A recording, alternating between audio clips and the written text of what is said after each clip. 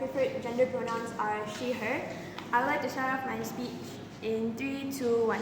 So I'd like to start off my speech by basically characterizing a few things for this debate, which is first of all, the narrative of disability, and the two narratives, which is basically the positive narrative and the negative narrative. So like the motion said, we're going to focus on the positive narratives of disabilities.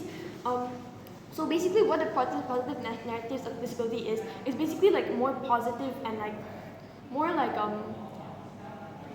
good terms, and less of looking down on these people. It's more of showing them for what they are, and basically not looking down on these people. The negative narratives is basically vice versa, which is talking about how the not so preferred parts about these people, things basically showing more about the negative sides of disability, and things that these people might not feel so comfortable with people viewing them as. Okay, so now I would like to basically clarify what these disabled people look like, and what their lives will be like. Okay, so basically these people, their lives are not so different from the rest of us. Okay, these negative narratives are basically what is making people to think that they're so different from us, and making them think that these people are normal. These people, disabled people, they because of these negative narratives, they're having a lot of stereotypes putting towards them, a lot of them feeling unwelcome just because of these narratives. These negative narratives are making them seem as if they're not normal, making them seem as if there are things that are unwelcome about them, things that basically are somewhat untrue. Because if we look, let me give you an example. A disabled person that has lost their limb, right? They're characterized as disabled. They're not different from any of us, right? They're just the same. They function the same as us. The only difference is that they don't have a limb. Okay, and these negative narratives are making them seem as if they are so bizarre and so wild, as if they're some sort of alien that doesn't belong on this earth. Okay. Another example I'll give you is for example, people with ADHD. They function as any normal human being. The only difference is that their brain has trouble focusing on certain topics. They're not able to focus on things as the rest of us. They have trouble focusing. Okay, so what we feel these negative narratives do is basically alienating these people and making them feel as if they do not belong, and basically harming them negatively. They do not feel as if they are as welcome, or they do not feel they are as normal as any other person on this earth, even though they function the same as us, even though they were born the same way as us. They're the exact same as us. The only thing is they do have certain characteristics that differ them, but other than that, they function just as well or just the same as anybody else. Okay, so now let me talk about the benefits of these positive narratives positive narratives, and why we feel that we should focus on them compared to negative narratives. So we feel by having these positive narratives basically instill more in society. We feel that slowly but surely these people will start to feel more welcome. Honestly, if you let me put you in the shoes as no, thank you. Let me put you in the shoes as a person a disabled person, but they function just as well as any other human being. The only difference is their legs do not function as well, so they have to sit in a wheelchair. And now you're a student, okay? So but you sit in a wheelchair because your legs don't function as well as anybody else, right? And now because of this, people your classmates are alienating you because they think you're some sort of weird person because your legs don't work as well, or they're oh, she's not the same as us because of her legs not working. And basically, yeah. And we feel if we normalize and basically, okay. How does your narrative bring more awareness of the issues of disability better than our narrative? Okay. In terms of awareness, if we basically normalize positive narratives, we are making them feel more welcome, because these things highlight the things that normalize them. And we feel that basically we should, by having these positive narratives, we're just normalizing them as a whole, because we're showing that they're not any different from the rest of us. And we feel these positive narratives are basically boosting their self-confidence, and is basically showing that they're just as good as the rest of us. Okay, so let me continue on how the positive narrative benefits, which is basically when we have the positive narrative in the first place, right? These people, like, they have a more welcome feeling. There are less negative things that are basically impacting their mental health and them as a whole, and they just feel more welcome as a society. So now, let me just summarize my speech and everything I brought to you here today. So first of all, I basically clarified what the two narratives of disability, which is like the negative and the positive narrative. I talked about what the lives of these disabled people look like with the negative narratives being put in place in status quo. And I also talked about how these positive narratives being put in place is actually helping them feel more normalized and welcome in society. Thank you. Alright, thank you, Prime Minister, for that speech. I invite Leader of Opposition, Leader.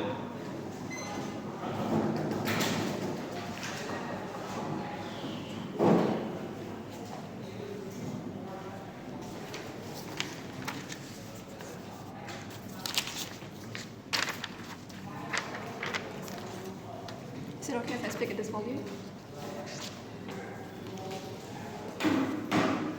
My name is Mary and my pronouns are she, her. Starting my speech in 3, 2, 1.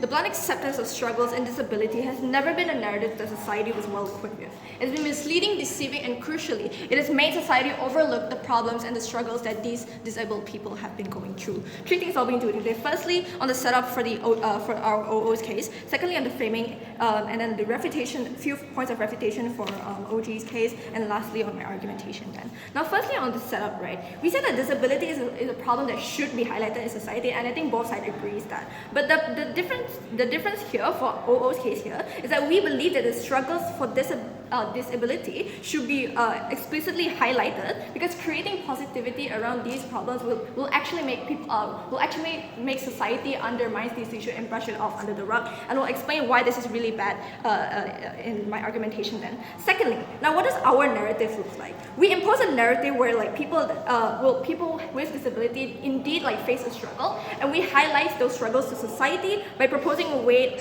by telling these disabled people how to overcome these issues. For example, creating campaigns, or creating counseling sessions for these people, or creating commercials for society and highlights the problems that these disabled people go through. For example, how people mental disability, right?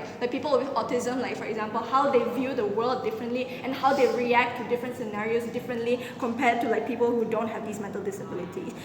Thirdly, on what does our narrative impact on? Firstly, we say that our narrative impacts heavily on the actors of the motion, which is the people with this disability, right? And secondly, is that this narrative impacts heavily on society as well, because we say that positivity around this disability is actually really bad. And why do we say that this is bad? Because it is likely that this narrative rejected. It is likely that this narrative is actually created by people who don't have this disability. Why? Because the people who create this narrative cannot relate to the experience, and they do not understand the experience that these disabled people go through, which is why we say that the narrative that highlights the positivity of this disability is bad. Secondly, on the framing then, the narrative that OG proposes undermines the struggle. So why do we say that this is bad? When we undermine the struggle of these what these people go through, right, it actually creates a trend. For example, body positivity on fat people, right? So when you undermine the struggle of these problems, right? People will actually hop on trends. For example, ADHD, where it became a trend on TikTok where people fake their mental disability and they tell everyone oh, I have ADHD, so people should feel sorry for me. So people can see that I have a special superpower then. Thirdly, on how people who are disabled actually have the less incentive to tell people that they see their disability as a superpower, which I'll explain more in my argumentation later on. Rejected. Now moving on to the refutation for like OG's case, right? Firstly, on the issue with like OG failing, they view this positive narrative as like how like they don't look down on others and they show what they are. We said that under our side, we also do the same. But what's the difference here? The difference here is that under our side of the house, we said that yes, your disability does actually define what you are. We are not saying that it is bad. We just want to show to society that this problem is a huge thing, and we should highlight the struggle to society, and that society should understand that this ability is something that people should take seriously instead of brushing it under the rug and romanticize it. Secondly, on the issue with like OG's mechanism, right? They say that they want to normalize like this ability, right? We also say that this is actually symmetrical under our side. The only difference here is that we normalize that this ability is indeed an issue in society, and everyone should consider that that these individuals do struggle and do experience like a lot of problems in their experience. Then now moving on to the first argument on like how it is likely that these actors use like actors who appreciate the OG's narrative will use it as a coping mechanism. We say that we view that coping mechanism is bad for these actors because it brings more harm to these actors. Then why is this true? Firstly, now this first layer actually breaks into two parts. Firstly, on majority of the actors that know how to deal with these struggles, right? We say that they actually have the incentive to tell people it's something difficult to get used to. And secondly, on the actors who still struggle to deal with like different scenarios in their daily life, will actually damages their mental well-being more, because now that the people around them say that this is something you should not be ashamed of, something that you should view as a superpower, it actually brushes off the struggle that they have been going through in their lives, and they're still struggling in the daily scenario. Then, for example, like how like autistic people, they view things differently, they see things differently, or like for example, people with like physically disabled people where they have no legs, they struggle to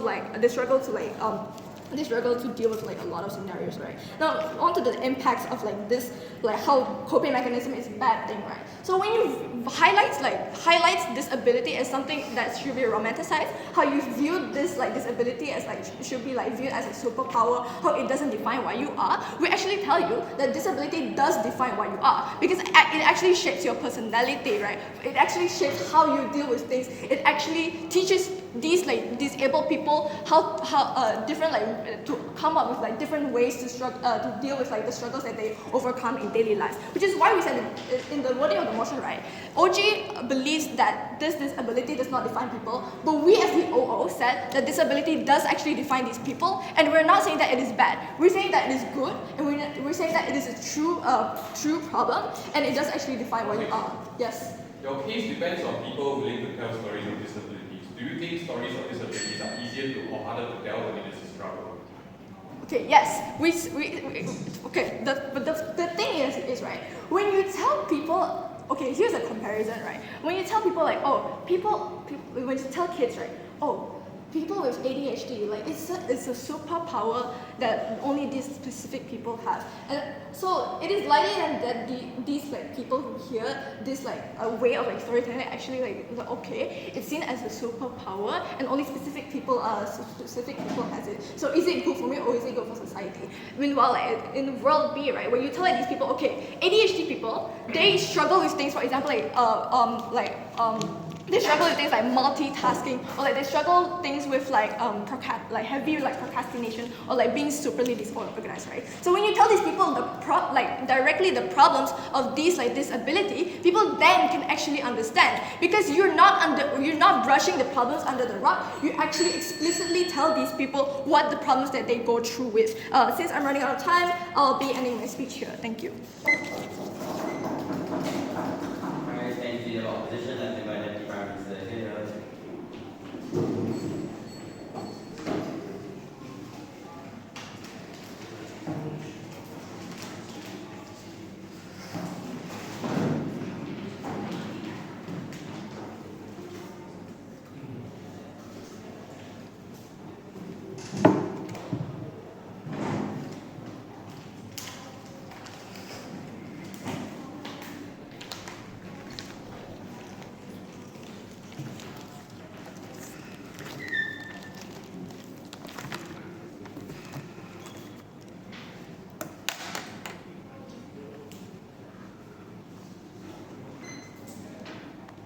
Okay.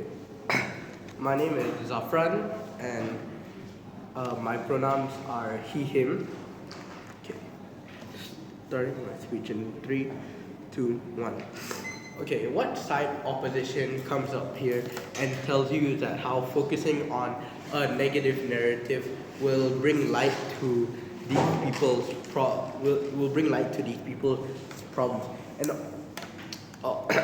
and although I agree with that sentiment, what I do disagree about on side opposition's case is that how that it will only bring more positive feedback and more of a positive sentiment towards people with disabilities themselves. Okay, so now let's look at it in our current timeline, right? Look, in 2024, when there are derogatory slurs against people with disabilities, people with autism, or people with or amputees, etc., etc. I think that when you focus on the struggles of these people who do have these disabilities, it only creates more of a sentiment that is negative for these people, okay? And I think the main stakeholder of this debate are the people with these disabilities, right? And how would they feel if in the two worlds where we focus on a sentiment, on a more positive narrative, or in the world where we focus on a more negative narrative. Okay, so now I'm just going to bring you through my argument, right? So like my first speaker had talked about, right? People with disabilities feel in 2024 really feel like alienated and feel so different from other people, and side opposition tells you that this is because they are so very different, and because this actually shapes who you are. Us on side proposition believe this to be false, because just because you don't have a leg doesn't mean you think differently. And maybe this applies to people with autism or ADHD, but a lot of people with autism do think very similarly, but just don't have the cognitive skills that the people without autism do, right? So why is it such a bad thing that we focus on on the negativities and the problems of these people, right? So basically, I believe that when you focus on the negative narrative, that it only brings problems. It only creates more. Yes, I do believe that it creates awareness, but a lot of people like I talked about, you have created anti-sentiment against people with disabilities, or people with people with disabilities in general. And what are the positives on focusing on like how like ADHD is a superpower, or like your disability doesn't define unnecessarily who you are? I think when you focus on these, it creates more acceptance of people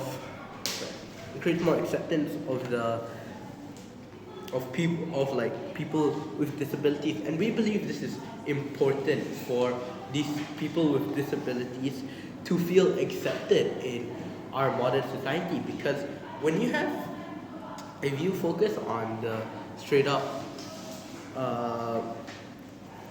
problems that they hold, it makes them feel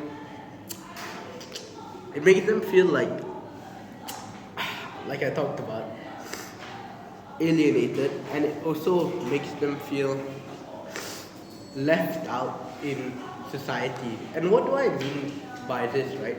Because like when you're seen with when you're seen in the eyes of other people as as like needy or like these people like need like your help, it only makes you as a person feel a lot worse, and it only makes you as a person feel that I wish I never had this disability in the first place. While if you focus on like a more positive sentiment, it creates more acceptance for these people because it creates more acceptance for these people themselves. It creates more acceptance of their disability, and if you create a negative sentiment, they only wish that this disability would go away, and we don't want these people to wish for their disability to go away, because this disability is a part of them, but it's not who they are, because they are mostly like the rest of us, but now we make them feel worse about having a disability, and we make them feel alienated about having a disability. Okay, and just to summarize what your opening government brought to you today is that we talked about how people with disabilities are gonna in our world feel a lot more accepted and feel that their disability is part of them, and they wouldn't want to get rid of their disability. However, in the opposition world, people with disabilities would hate their disabilities and would have a negative sentiment towards this disability because other people would be treating them differently, and other people would be treating them with hate, etc., etc. And with that, I've never been prouder to propose. And we have the Prime Minister and the Leader of Opposition here.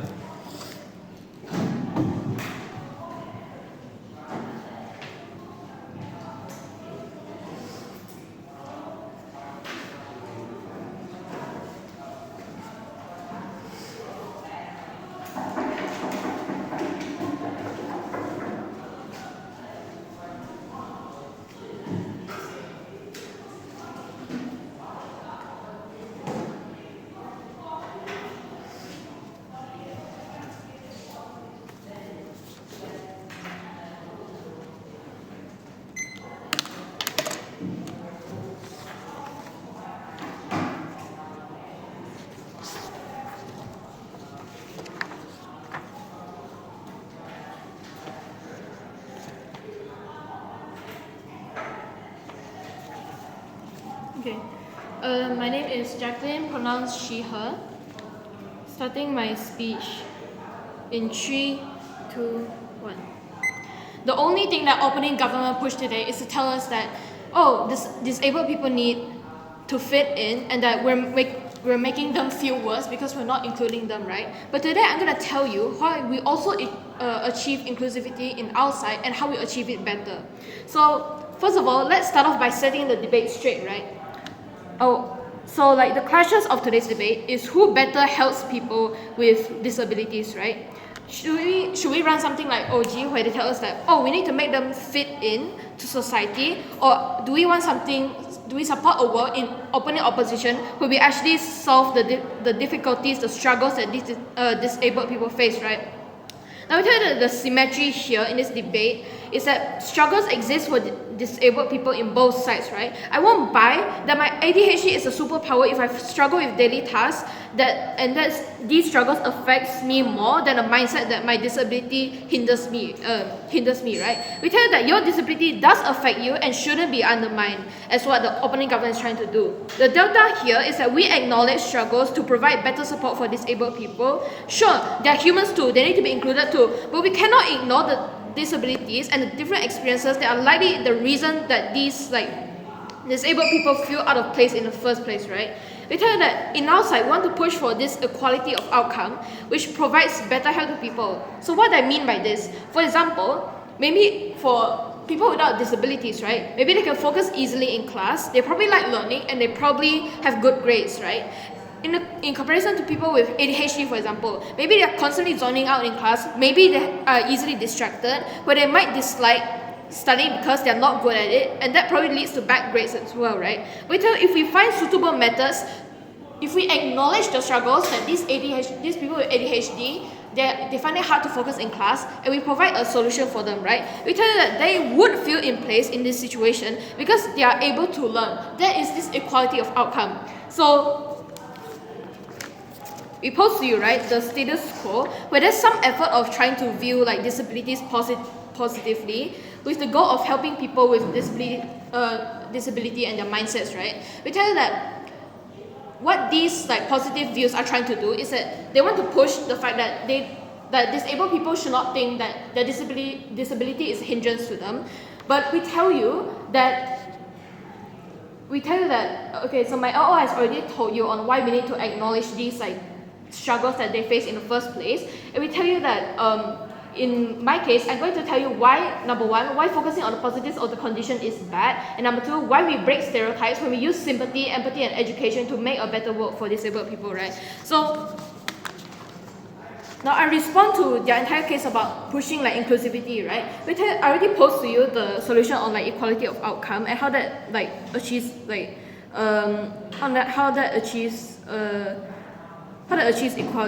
inclusivity. So I already explained to you that this looks like we are using different solutions. People with disabilities, they struggle with certain things, and we tell you that we are trying to acknowledge the struggles in order to find solutions that can help them achieve the same outcomes as how people without disabilities would experience doing like things that they usually do, right? So the impact of this is that the opening government is actively undermining the struggles that these disabled people face, right? They're just trying to post like a mindset change. No, thank you. They're just trying to post a mindset change where it's like, oh, I face struggles, but let me just ignore that and let me just pretend that everything is fine. We will tell you that these problems do exist and they need to be acknowledged in order to solve it, right? We tell you that the solving these like experiences, these negative experiences for people outweighs the mindset change, right? Because we are actually positively changing their lives rather than trying to just undermine the struggles in order to try to have like just a positive mindset. But these people with disabilities, their lives are not changed, right? So we tell you that we outweigh opening government when we tell you that we can make sure disabled people feel included if they have common outcomes with people who are not disabled and they do things and they have the same outcomes as those as with those without disabilities, right? We tell that if people without disabilities can achieve outcome P, disabled people can also achieve outcome P, right? That is when they feel included. And even if it's things like physical disabilities, right, we can still find things that are suitable for them. And we tell you that they are likely content. No, thank you. They are likely content when they no longer struggle with daily tasks, right? When they no longer have this struggle that are affecting their daily lives, they are likely content with that.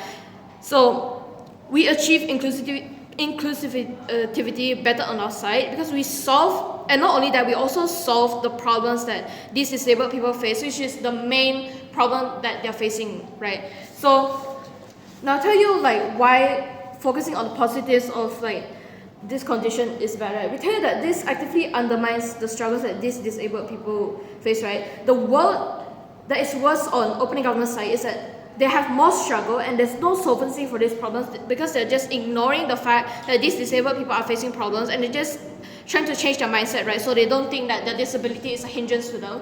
But how about we side with opening opposition where we actually make sure that their disabilities do not affect their daily lives, where we actually solve the struggles that they face. Now, okay, so now we tell you that we are able to break stereotypes, which is the problem that they pose to us, right? When we use things like sympathy and empathy from the public, when we use education, because these struggles are acknowledged, right? People can understand more about them, and we tell you this is where education comes into play to give us sympathy and empathy from the public, right? So this is where they can really be included. This is where they can really be understood. So we tell you that we outweigh them because we tell you why is it important that the narrative should highlight the struggles, right? A, society can have the incentive to find ways to help them. For example, you can have like petitions on helping disabled people by improving public equipment for the disabled people, right? And then people would be more inclusive and more friendly towards them. And B, what happens if you believe in disability positivity, right? We tell you that this dilutes the incentive of actually helping them, and this narrative harms the most vulnerable actors because people force them into thinking it's a miracle.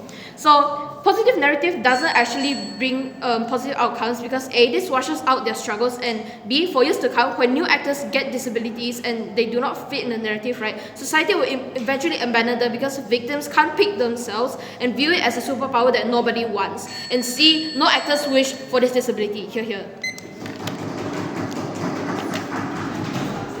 Right, and be the leader of opposition like environmental activism.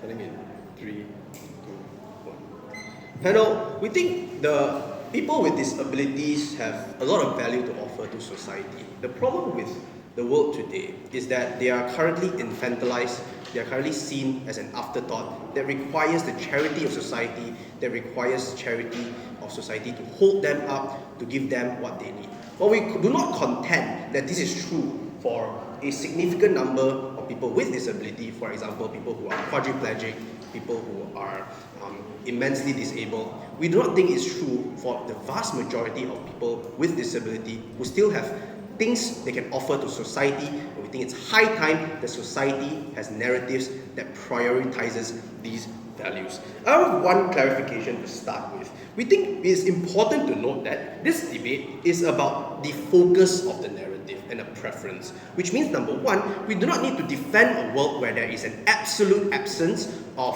highlighting of people with the severest forms of disabilities, just as opposition does not need to defend a world which does not talk about people who are savants and autistic at all. We think this is the fairest conception of this debate. This debate then becomes a debate about what you prefer and what you prioritize and what you overrepresent in this world. Let's talk about OO. OO's main case is about how a narrative that talks about the value as opposed to the struggles will undermine the struggle of people with disabilities. My first response to this is that we think the struggles of people with disabilities, the most vulnerable ones, do not require further emphasis, right? The first thing to note here is that we think people with the severest forms of people of disabilities it's oftentimes very obvious what their struggle is, right? Like what? People who are in a wheelchair, yeah, their struggle is they cannot walk and go upstairs, right? People, yeah, and I know because my dad is in a wheelchair, right? So I think the point here is that struggles are oftentimes a lot more obvious than values, right? And this is true in the sense, it's also true in a sit down where the most vulnerable people with disabilities still get coverage in both folds, right? And what this means is that people with disabilities require narratives that highlight values more than they need narratives that highlight their struggles. Is more necessary. And the third thing to note here is that these stories often directly harm the subject of these stories, which give them unwelcome, pitiful attention, which we think is harmful. Let's talk about our extension.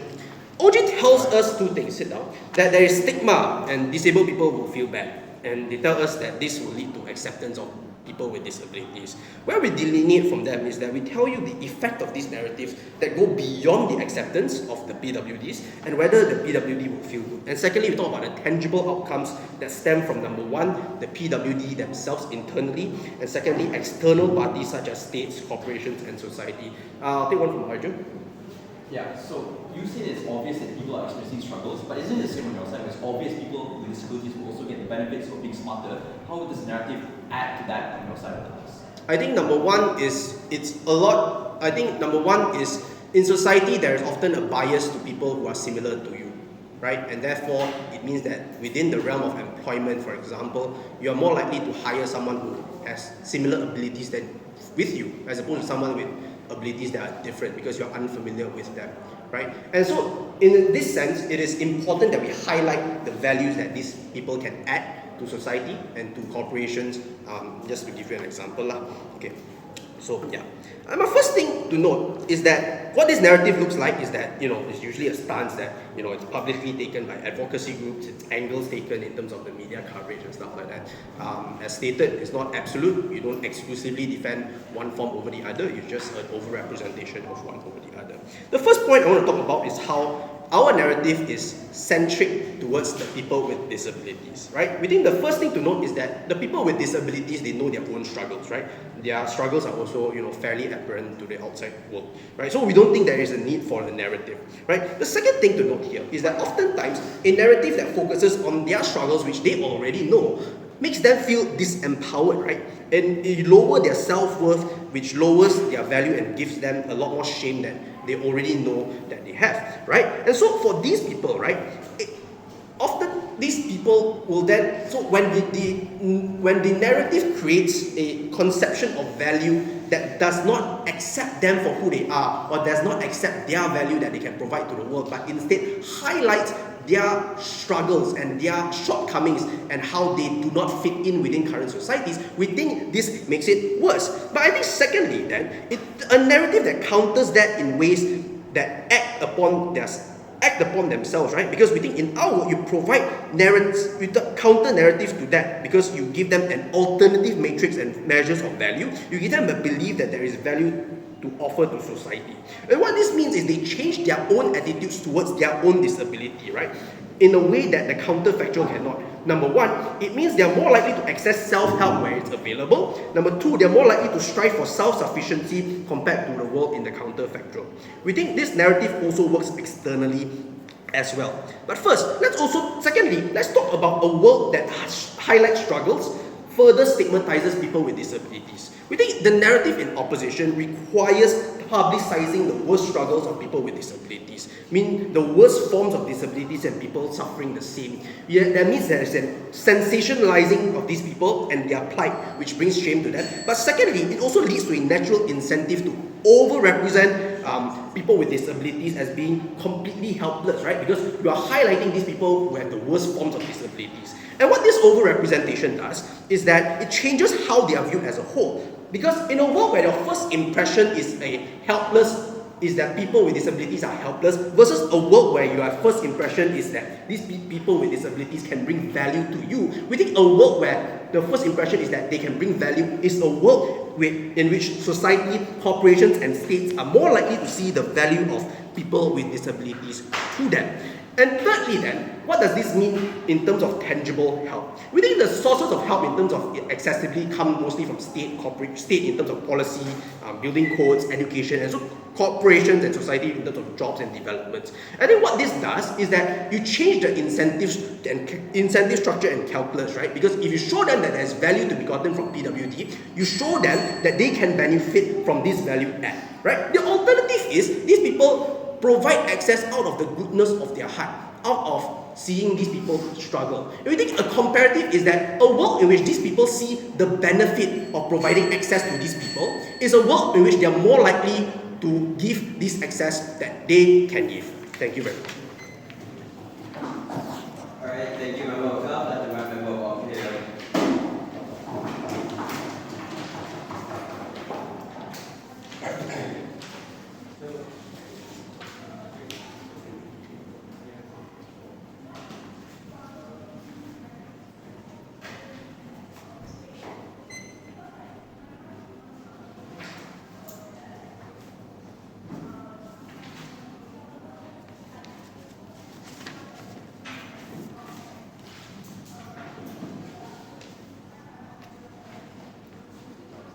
let's be clear, being treated differently is not something inherently bad, but it is only the highlighting of the struggles that allows the benefits I get as a different person to be something that encourages me and provides me the access to succeed, and not just the expectation that I should succeed. A few points of framing. Firstly, regardless of the condition of the individual is born in, the only constant metric really on both sides of the house of success is hard work and the effort you put in. Why? Because it puts you in the position to study more and encourages you to seek out opportunities and build your network further, right? So the side of the house that can prove that the individual is likely to work harder will necessarily get the benefits that both sides of the house are vying for, right? But secondly, even if there isn't a narrative around disabilities being a superpower, you still get the benefits of the disability being a superpower if there are any for you as an individual, right? Because some disabilities do result in an easier time, but that individuals are often able to find these things out on their own, right? Why is this likely? When navigating your life or learning how you do certain things, you're likely to figure out which way you do certain things better because of how the human brain works. You necessarily choose the path of doing things that is the most efficient. This debate then shouldn't be on those individuals specifically, because if you're able to do something better, then you get the benefits like higher success in life, being smarter in a certain field, and those things are very visible, you can show it on a CV. This debate should be about the individuals who generally struggle to do things because of their disability. Which narrative is healthier for these individuals? Because if we prove we're able to uplift these individuals on our side of the house, then and only then do we help the weakest members of the society, which is what the debate should be about. CG says there's a bias in society for people similar to you, that's why you wouldn't hire a person with disabilities even if they're doing better and it's a superpower, right? But I don't know how their side is able to uproot this bias in of itself, because you still won't be able to understand how they do certain things on their side, given they function quite differently from you. They're like, you as a corporation like to view them as dissimilar, as unpredictable, as something you cannot apply your standard framework towards, right? The only mechanization that they bring is that people are able to achieve things. But I have two responses. One, if you're truly good as a disabled person, the benefit the corporation gets from hiring you is invaluable on a material sense. You provide physics knowledge that is invaluable because you're able to memorize all those things. Watch The Good Doctor is able to do surgery things better, right? But secondly, if you struggle, it's still materially harder to hire you as a corporation, which insofar as their side does not have a structural reason to hire these individuals, you can see that these individuals don't have a good CV, and you will not hire these individuals. You only have the belief and expectation that these individuals should be good, but it is disappointed when you see their CV. On our side, we prefer quotas and affirmative action to get these individuals into companies, and it's only later on, as I'll prove, our side that encourages these types of structural change better. Okay, first issue then. We'll prove to you how we're able to change society, and on an individual level, which is what both houses in opening is, right? How is society likely to be more sympathetic on our side? I think the framing is crucial. Sure, the debate, both sides of the house can highlight to some extent the individuals who have struggles, but only in a narrative where the struggle is the main thing that is put forward, will everybody and every individual on the ground recognize those struggles, right? CJ says that it's about, it's not about the most severe disabilities, because people are able to recognize that those individuals are going through struggles anyway, right? But this is just intuitively wrong. Dyslexia, ADHD, and autism is not a physical disability, and some individuals generally struggle how to read, but individuals on the ground aren't able to understand that fully if you don't tell them how these people struggle how to read, and you just show them that these individuals are succeeding even with a reading disability and all those things. How is this narrative likely to manifest on outside of the house?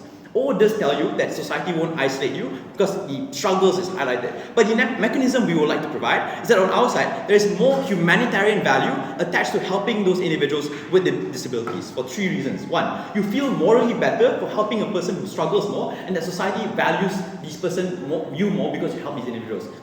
Secondly, people like you more for helping them, right? And thirdly, they're seen as a more urgent problem, right? There's more push for more specialized services when these individuals are framed as individuals who need help. And also, more NGOs will likely sprout out because these NGOs gravitate towards things that can get them the most social clout, because everybody wants to virtue signal, right? How do you weigh this? People are more likely to want to do nice things on our side for individuals with disabilities because of this urgency that only our narrative is able to provide. Because if these people are already doing good and are already achieving good things, and in fact their disabilities actually make them better than the average human being, you are unlikely to give attention and help to these individuals because there is no urgency to do so. Politicians won't even get much from doing so. I think we access the benefits that OO give to you. Okay, second crash then on how we're able to get these individuals to work harder. The framing here is that every human being wants material benefit. The difference is which path you choose and the mindset you have approaching it. How does our side encourage more hard work? One, upbringing. Parents are likely to raise you, especially in rural communities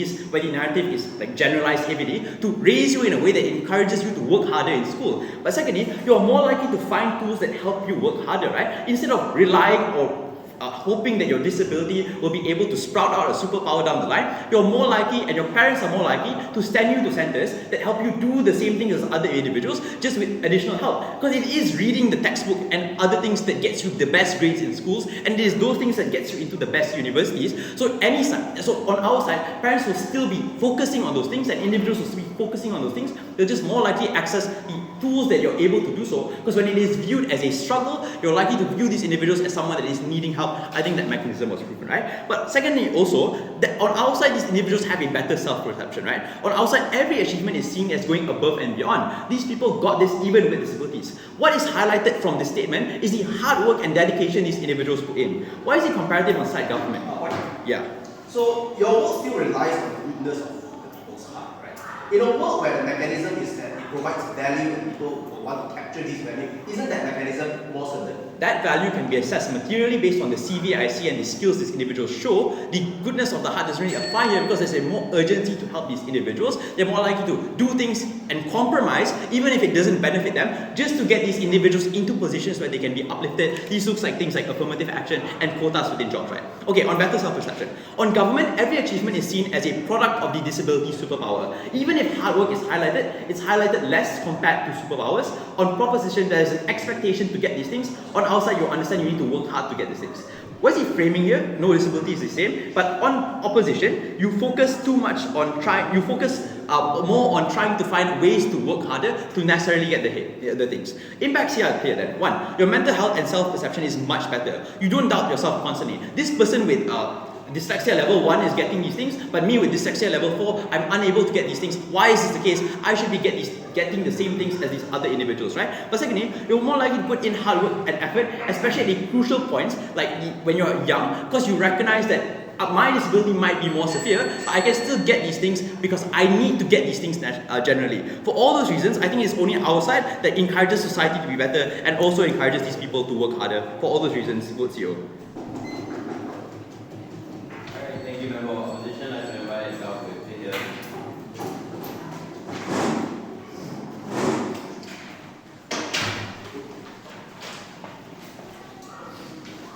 Sorry, friends.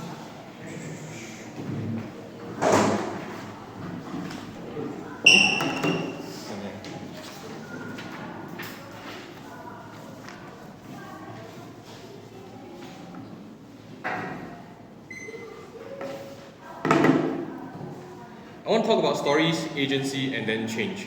First, let's talk about stories. The problem with the opening half is the inability to demonstrate that narratives lead to the changes on the person. OO's biggest claim is that the disability will be swept under the rug. Why was this uncreditable? For 2 reasons. 1, there were no explanations of why this is likely to be swept under the rug above and beyond that this message is nasty. They were also, secondly, unable to respond to our POI on what stories were easier to tell, because those important stories are necessitated because it is a positive story that is much easier to tell, and therefore as a result are much more agentic. What our case tells you is the comparative that's missing across different houses. 1, comparatively highlighting values is agentic towards the disabled, and this gives them value. This was important because none of the other teams were able to explain why the narrative gives off value to the individual person who's disabled and why this disabled value is particularly important for them to live in society.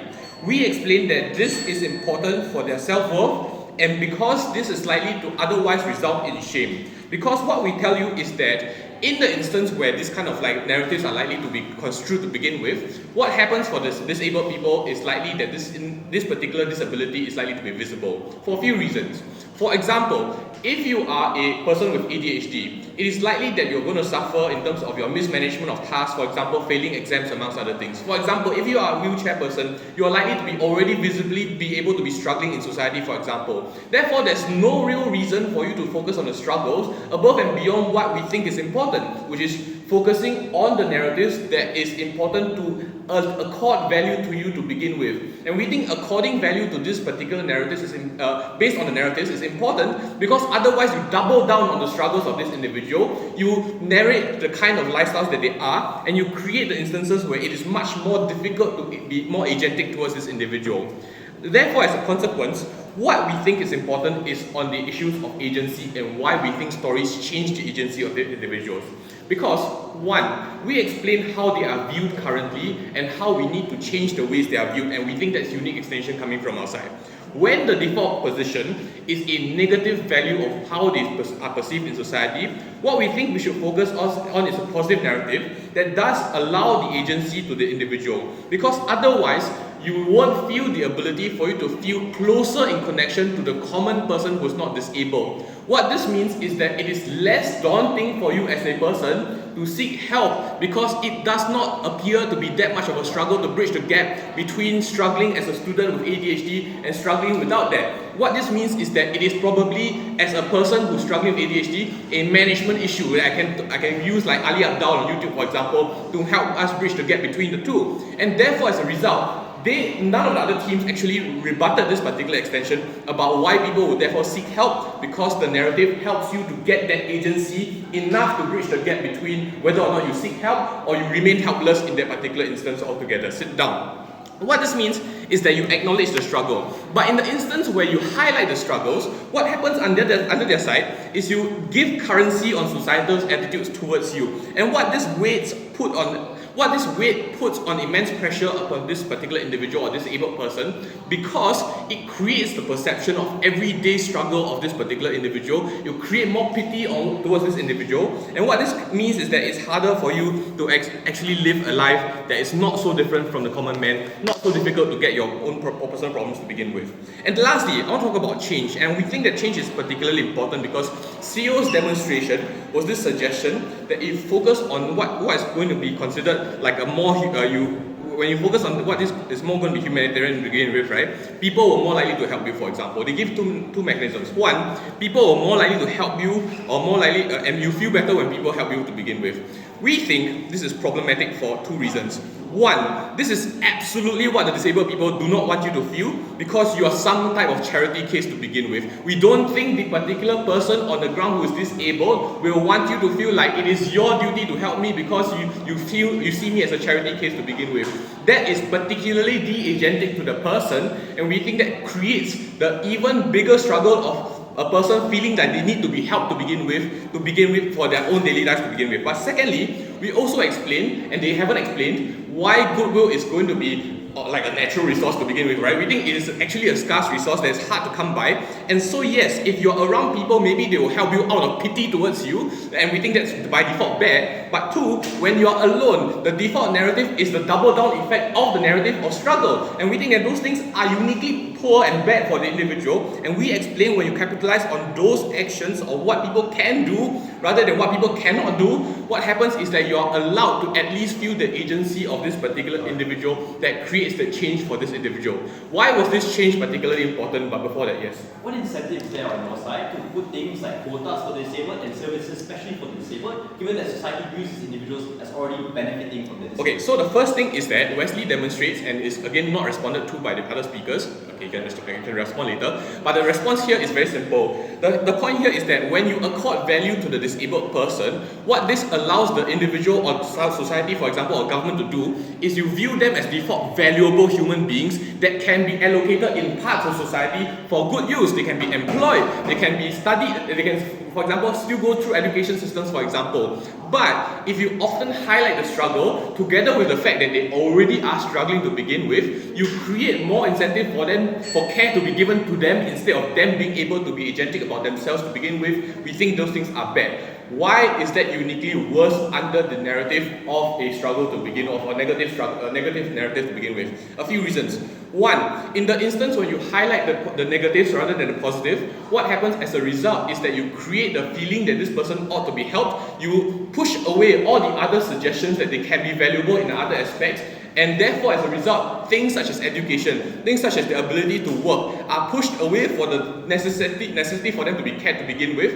And what this does is that it creates the kind of narrative that causes more impact to begin with. What this does is that we think this does a few things. One, in the instance where they provide them value, you will create more instances where the society at large or government agencies will feel that you have value and therefore accord you space in society that allows you to provide that value. This creates agency, this creates the stories that are more important to tell, and we think, broadly speaking, that creates all the things we need for disabled people to survive.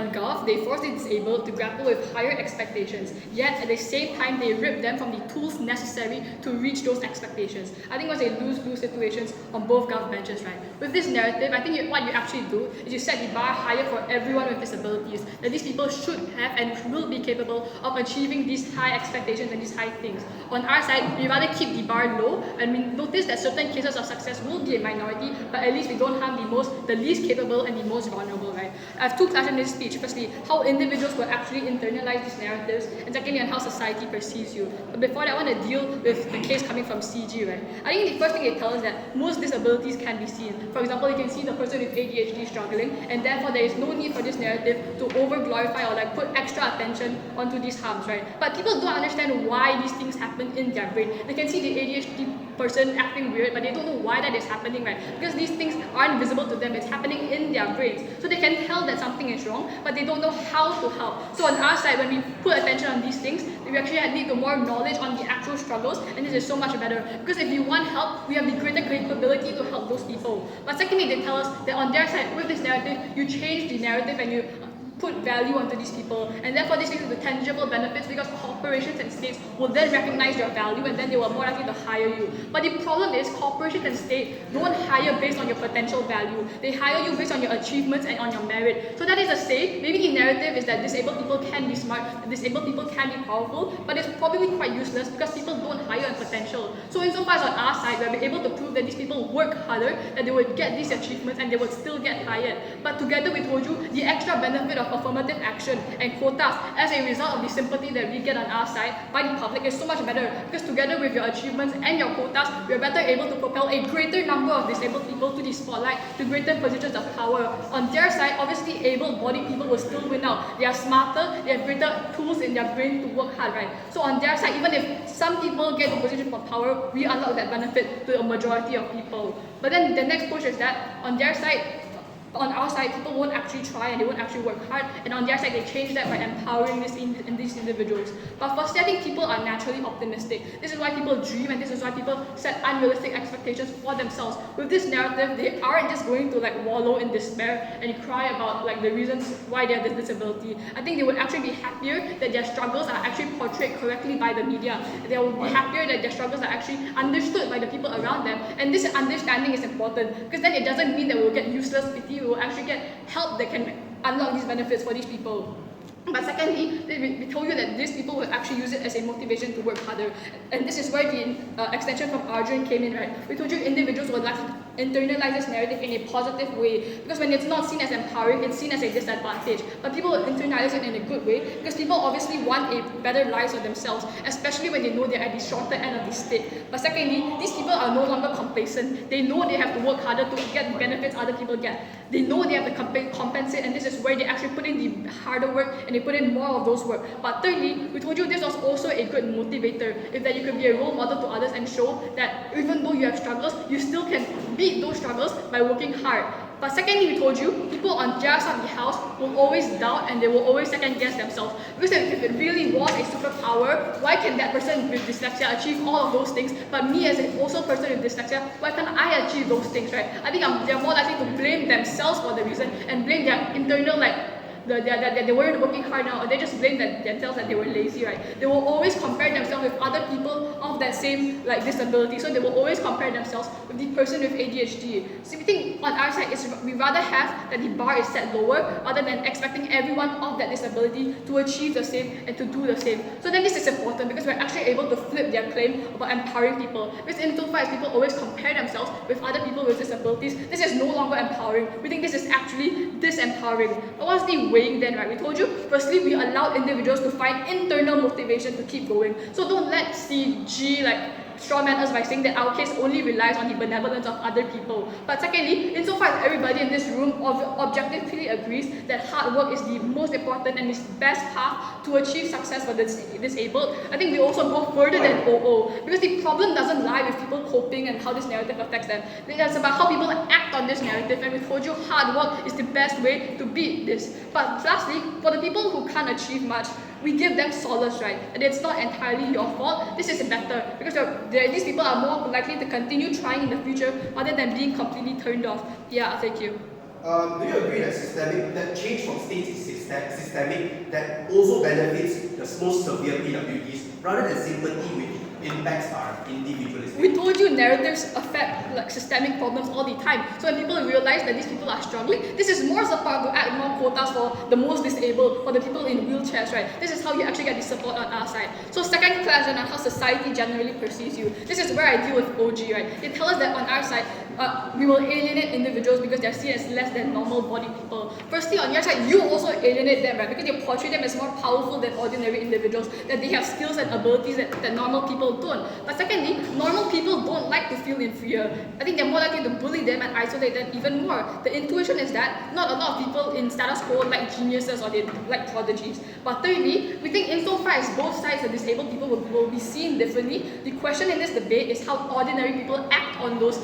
Right, so on our side, we think people are more likely to sympathize and actually care for them rather than hating on them even more, right? So we told you, lastly, this is actually better because it leads to more public support for institutions, and this leads to actually more resources directed towards people with disabilities, especially the internal ones like dyslexia, which don't actually get much attention, like unlike CG characterizes. But so this means this looks like more autistic schools or extra classes for the deaf or more research on how dyslexia can be fought because people actually realize that this is a harm for individuals, that this is a struggle that people grapple with, and this is how people overcome it. Gov's narratives are diametrically opposed to these institutions because if they are so capable, they wouldn't actually need our help and would be fine doing this all on their own. So in our worst case, if motivations are the same on both of the house, we have more resources for them to use with the motivation. Because on your side, if you want them to seek help, there is no help, or the help is bad because people don't realize, they don't understand what the struggles are. So and the help oftentimes feels more tokenistic and more stereotypical. So what's wrong with charity if it leads to actual tangible outcomes, right? We think the disabled people on our side can recognize that everyone actually feels so bad about the pity because they realize the good intentions behind these institutions that actually do tangible benefits for them. For all those reasons, opposed.